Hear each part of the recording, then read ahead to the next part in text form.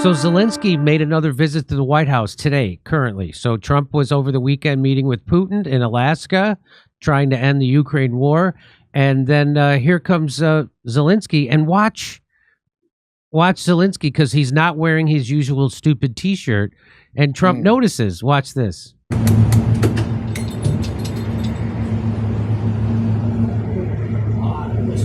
best I have. Ready, face? You see Trump? He goes, "Oh, look, you're wearing a suit. I love it." Did you hear him? Yeah. Watch this. Watch. Here we go. The best I have. Look it. I love it. You don't look like a bum anymore. I mean, it is an all-black suit on black on black on black. That's kind of odd. Yeah, nice suit, but I think he should have worn his dancing girl dress. That's what I would have liked. Well, that asked nicely with a pretty dress. Trump is so proud of him. Look, he started out looking like some kind of military recruit in a T-shirt, still in training, and now Zelensky looks like he's left the military and is going to go on to be a hired assassin. And that's all very impressive, considering he's never been in the military. Well, he wears a helmet a lot. I've seen that. So there's more to this little video. So look at Zelensky putting on a suit jacket, a hard shoe. Look how tiny he is. He looks tiny standing next to Trump, that's for sure. And right underneath my favorite tweet underneath this was Phantom Platypus says, "That's how you know he needs our tax dollars bad, because he's wearing a suit." So here's what he tweeted out right before. So he went back to his European friends and he said, "I am grateful to all participants of the Coalition of the Willing for today's conversation in Brussels on the eve of the meeting in Washington, D.C. with President Trump. It was very useful. We continue coordinating our joint positions.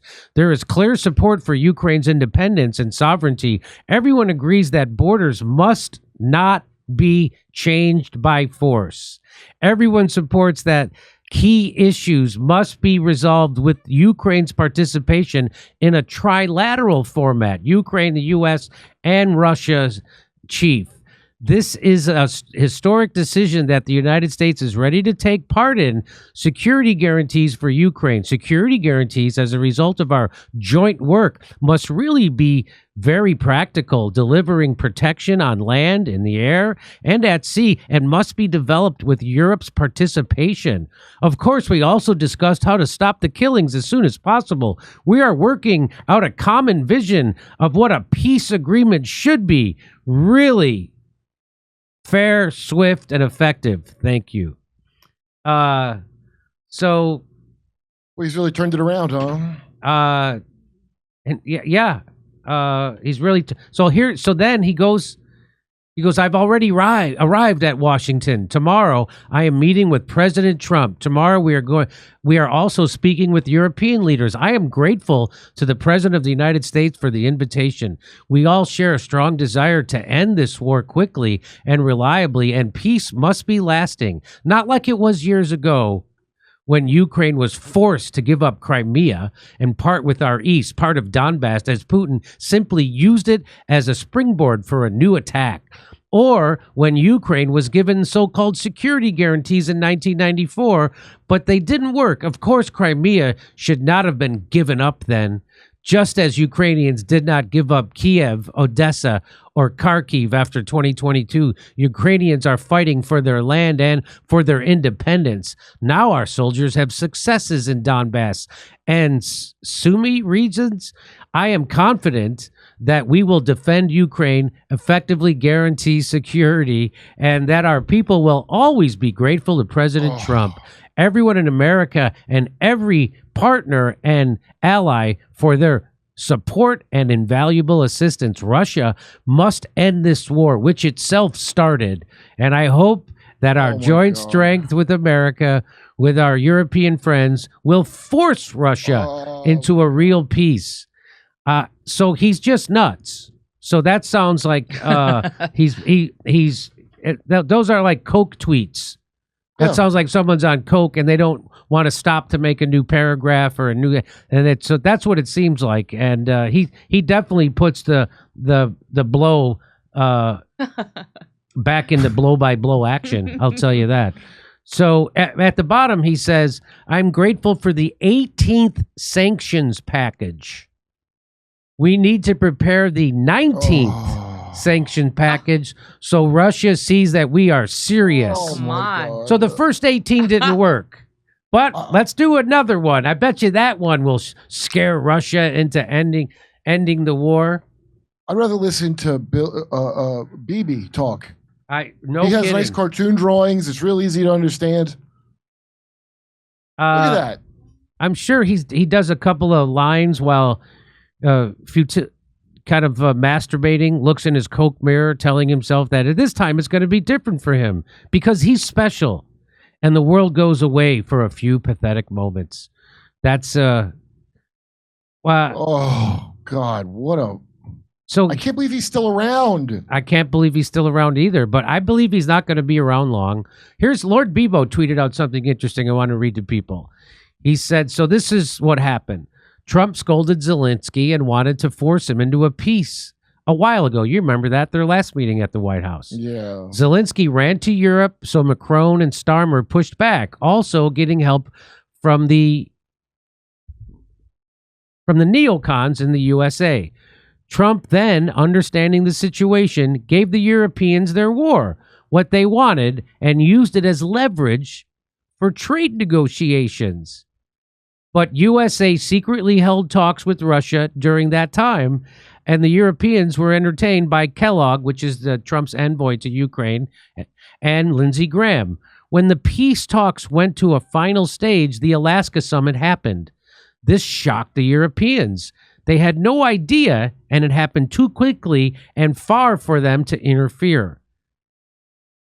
Now Zelensky and Europe noticed that a deal is actually close and the war might stop. Europe and Zelensky are now freaking out.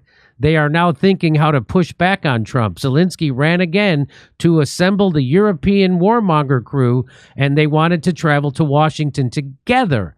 Trump said no. Only Zelensky in this meeting. Watch out! Wear a suit too. Watch out for European attempts to disrupt these talks. So it's weird that the president has to sneak around like he's trying to start a war just to end a war. Isn't that weird? That is complicated.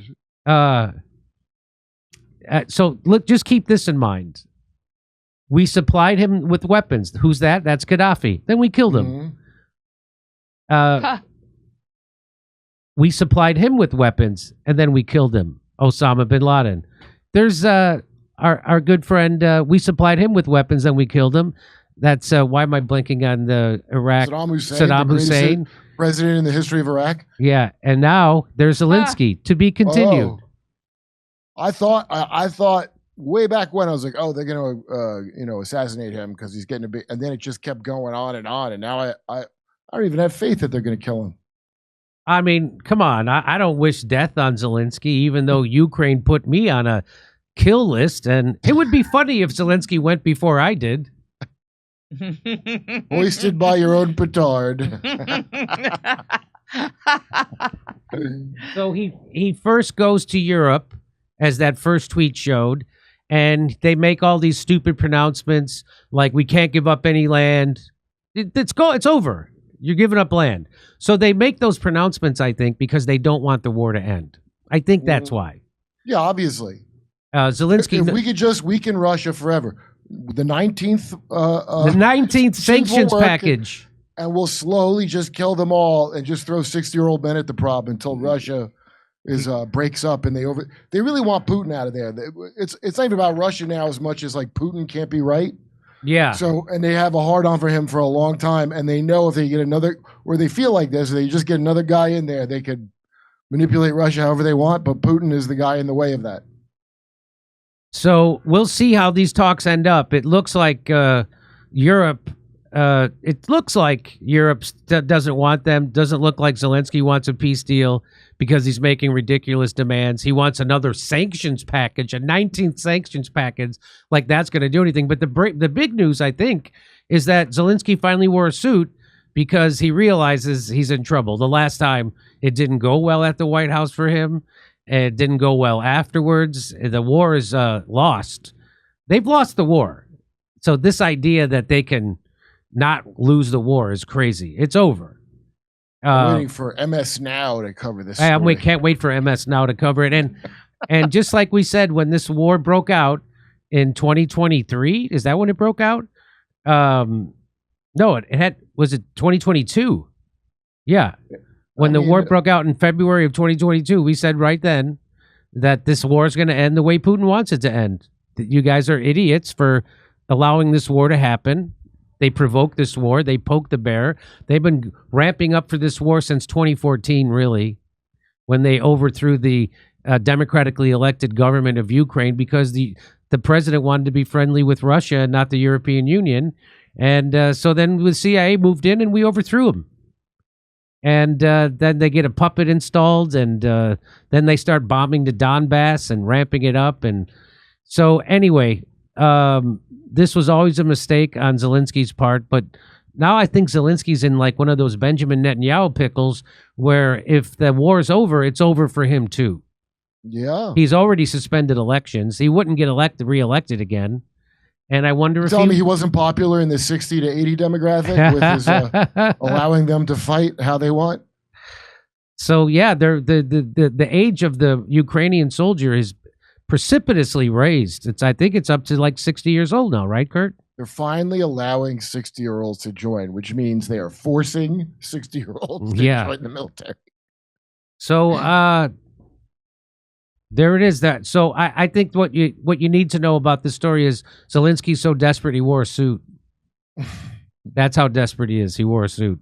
A black Johnny Cash going to a funeral suit. Yeah.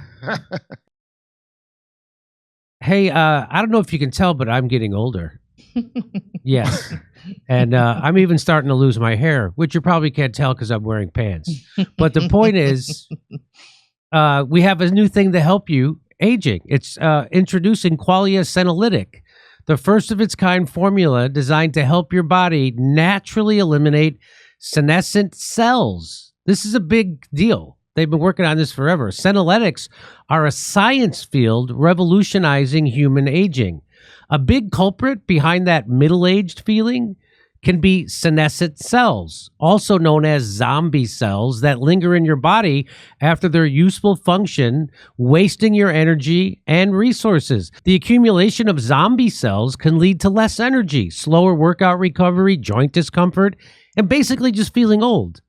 Well, here's how it works. You take it just 2 days a month, helping your body naturally eliminate zombie cells to age better at the cellular level. You experience the science of feeling younger. So if you want to experience the science of feeling younger, go to quallife.com/Dore for up to 50% off your purchase and use code Dore for an additional 15% up. That's QUALIFE.com/Dore for an extra 15% off your purchase. Your older self will thank you. And thanks to Qualia for sponsoring this episode. Come see us on tour in Rutherford, New Jersey, New York, Edmonton, Calgary, Vancouver, Appleton, Wisconsin, Rosemont, Chicago, Louisville, Kentucky, and Fort Wayne, Indiana. Go to jimmydore.com for a link for tickets.